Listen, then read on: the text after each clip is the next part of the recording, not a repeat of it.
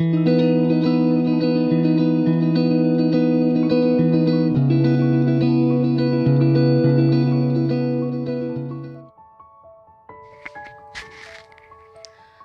अभी नहा ही रहा था कि तभी फोन पर मैसेज टोन बजी। पत्नी मोबाइल के पास में ही खड़ी थी। उसका ध्यान फोन की तरफ गया। उसने सहज ही फोन उठाकर मैसेज पढ़ा। हाय, गुड मॉर्निंग डियर। किसी बेबी का मैसेज था। पत्नी सोच में पड़ जाती है कि अब यह बेबी कौन है। तब तक पति भी नहाकर बाहर आ चुका है। पत्नी उसे किसी बेबी का मैसेज आया है बताती है। पति मुस्कुरा देता है, फोन उठाकर उस मैसेज का रिप्लाई करता है, hi baby, how are you, और अपने काम में लग जाता है। इस रिप्लाई को भी पढ़ती है। अब हर पल पत्नी के दिमाग में यह विचार कौंधता रहता है कि यह बेबी कौन है। शाम को पति घर आता है। पत्नी उससे पूछती है, यह बेबी कौन है। पति जवाब में सिर्फ मुस्कुरा देता है और फिर से अपने काम में लग जाता है। 2-3 दिन बीत जाते हैं। उन विचारों ने अभी तक पत्नी का पीछा नहीं छोड़ा था और फिर से पति के मोबाइल पर एक बेबी का मैसेज आता है, आज तो मिलोगे कि नहीं, तुम्हारी बहुत याद आ रही है। इस मैसेज ने आग में घी डालने का काम किया। पत्नी का शक और भी ज़्यादा पक्का हो गया। बीच बीच में ऐसे मैसेजेस की आदान प्रदान होता रहता है और पत्नी के मन में शक की जड़ और गहरी होती गई। पति पूछने पर भी जवाब में सिर्फ मुस्कुराहट के अलावा कुछ नहीं कहता। गुस्से में पति घर से बाहर निकल जाता है। पत्नी का गुस्सा पति से कई गुना ज़्यादा है। तुरंत वो अपना सारा सामान पैक करती है, एक चिट्ठी लिखती है कि मैं मायके जा रही हूँ हमेशा के लिए, और पति का घर छोड़कर चली जाती है। गुस्सा शांत होने पर जब पति घर आता है तो चिट्ठी पढ़कर उसके होश उड़ जाते हैं।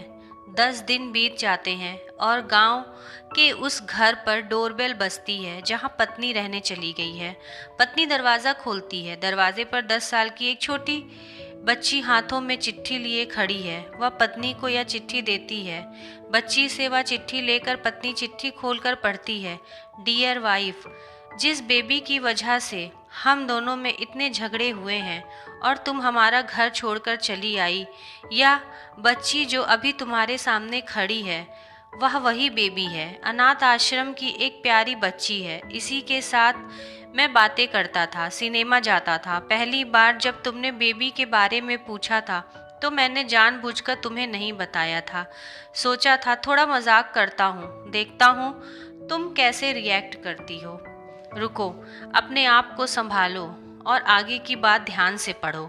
हमारे शादी के 2 साल पहले की बात है। तुम अपने कॉलेज के लास्ट ईयर में तुम्हारे प्रोफेसर ने नोट्स लेने के बहाने तुम्हें बुलाया था और तुम्हें चाय में इन नशीली दवा खिलाकर ना करने वाला काम किया था। इसमें तुम्हारी कोई गलती नहीं थी, लेकिन कुदरत ने अपना काम किया और तुम्हारे पेट में इस बेबी को डाल दिया। काफ़ी प्रयास करने पर भी अबॉर्शन नहीं हुआ था, तो तुम्हारे घर वालों ने समाज के डर से तुम्हें 6 महीने तक घर में ही रखा। तुम्हारे पिताजी खुद एक डॉक्टर है, इसलिए बिन मांगा बच्चा बड़ी आसानी से बिना किसी को कानो कान खबर हुए इस दुनिया में आया। भविष्य में तुम्हारी शादी शुदा जिंदगी में कोई प्रॉब्लम ना हो, इसलिए तुम्हारे पिता ने इस बच्ची को गांव के एक अनाथ आश्रम में छोड़ दिया। यह बच्चा मतलब यही बेबी जो अभी तुम्हारे सामने खड़ी है।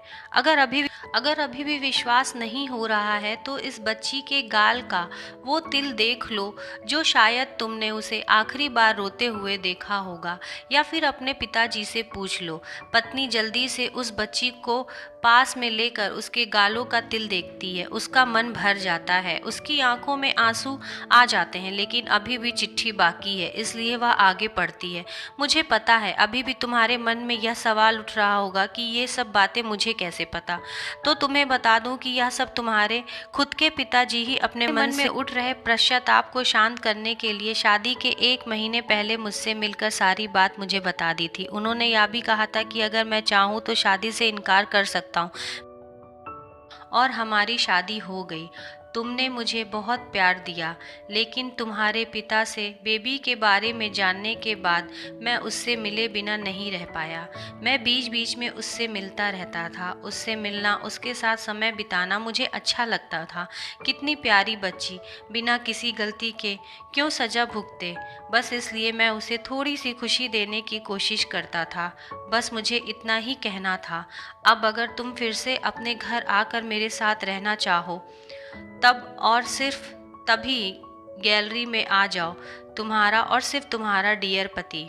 बिना एक क्षण की भी देरी पत्नी दौड़कर गैलरी में पहुंच गई और रास्ते पर उसका पति खड़ा था। उसके चेहरे पर मुस्कान थी, पत्नी की आंखों में आंसू के पूर।